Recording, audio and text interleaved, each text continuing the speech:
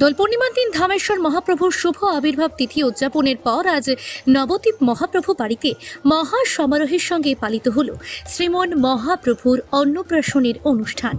শ্রীমন মহাপ্রভুর অর্ধাঙ্গিনী বিষ্ণুপ্রিয়া দেবী সেবিত মহাপ্রভু মন্দিরে মহাপ্রভুর অন্নপ্রাশন উপলক্ষে বিষ্ণুপ্রিয়া দেবীর বংশের প্রাচীন রীতিনীতিকে বজায় রেখে এদিন শ্রীচৈতন্য মহাপ্রভুকে 56 রকম মিষ্টান্ন সহ 56 পদের সুষম খাদ্য সম্ভার তৈরি করে ভোগ নিবেদন করা হয়। স্বচক্ষে মহাপ্রভুর অন্নপ্রাশনের অনুষ্ঠান দেখতে আজ দূর দূরান্ত থেকে শত শত ভক্তবৃন্দদের সমাগম ঘটে মহাপ্রভু মন্দির প্রাঙ্গণে। মহাপ্রভুর অন্নপ্রাশন উপলক্ষে বিষ্ণুপ্রিয়ার শোভিত মহাপ্রভু মন্দির কর্তৃপক্ষের উদ্যোগে নানা ধরনের ধর্মীয় অনুষ্ঠানের আয়োজন করা হয়।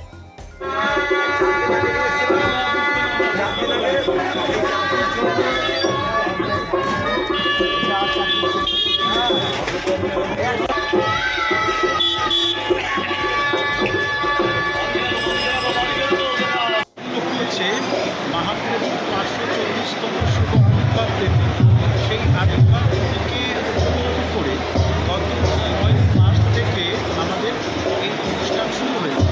আজকের বিশেষ আয়োজন হচ্ছে গতকাল জন্মদিন গেছে আবির্ভাব তিথি, আর আজকে তার অন্নপ্রাশন।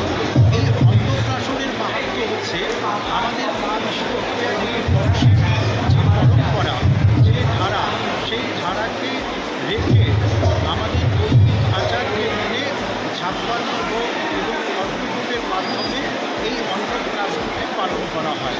এই অন্নপ্রাশনের মধ্যে 56 রকমের সবজি, 56 রকমের ভাজা, 56 রকমের চাটনি এবং 108 রকমের মিষ্টি এবং অন্নভোগের মতো অন্ন মহোৎসব দিয়ে এই অন্নপ্রাশনকে অনুষ্ঠিত হতে চলেছে।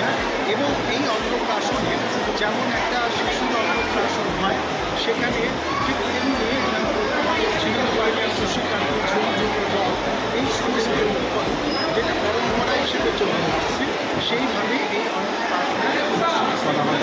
এই অনুষ্ঠানের পর যারা যারা দর্শক আছে সকলেই আপনি বিষ্ণুপ্রিয়া বংশের কততম পুরুষ? আমাকে নিয়ে 14তম পুরুষ। আমার পাশে যারা আছেন, একজন সেক্রেটারি জয়ন্ত